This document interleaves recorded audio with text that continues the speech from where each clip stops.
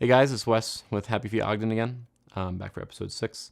Today we're going to be talking about adventure.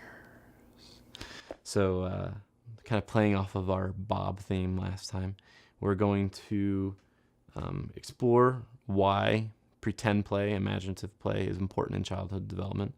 I found an article from a while back, not too long ago, about a year ago, November 2013, from Scientific American.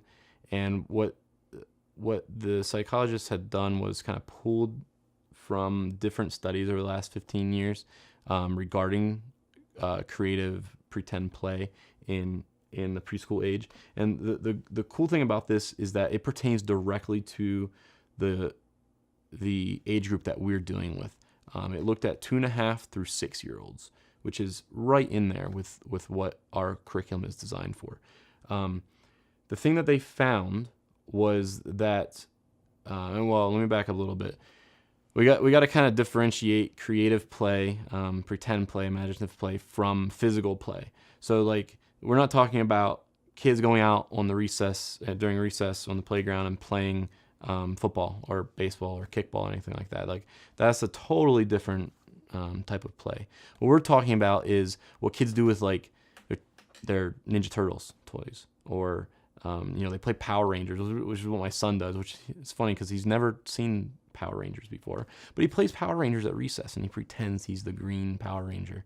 And this is the type of play that we're talking about. They're using their minds. They're creating scenarios for themselves and for their peers as well. So there's that social aspect of it. What they found was that as kids play in this 2.5 to 6 age range, as they play and create these scenarios and use their imaginations in a creative way, it actually helps to make them more creative later in life. So when we're looking at things like problem solving or taking intelligent risk, how to take intelligent risk, thinking through those processes, this type of imaginative play aids in that, developing those aspects. The other thing that kind of came out of this report was that this type of imaginative play can actually lead to higher cognitive levels, better social development, because they're interacting with kids. They're creating these scenarios. They're seeing it elsewhere in life. Like my kids, one of the things that they like to play a lot lately is family.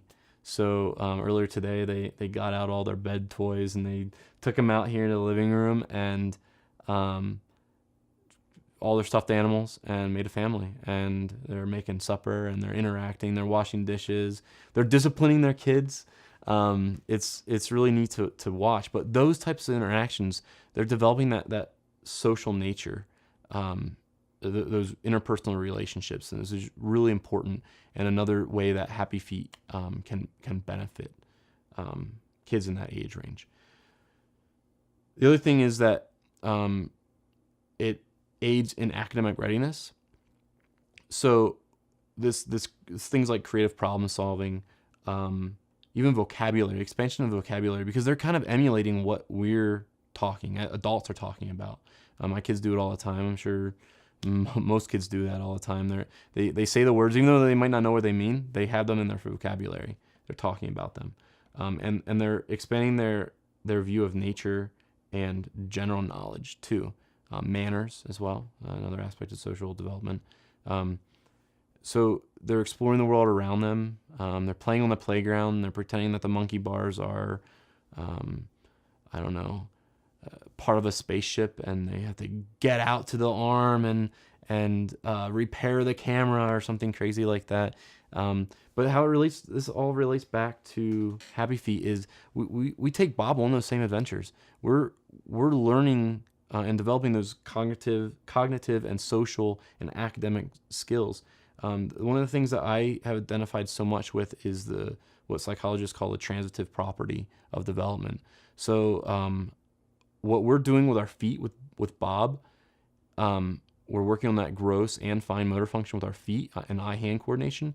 Those things actually translate into eye-feet-foot coordination. Those things actually translate into eye-hand coordination. So by playing with Bob, with our feet, We can actually prepare a 2 or 3-year-old for the abilities to write and draw with their hands, which for a 2 and 3-year-old, that is huge, huge.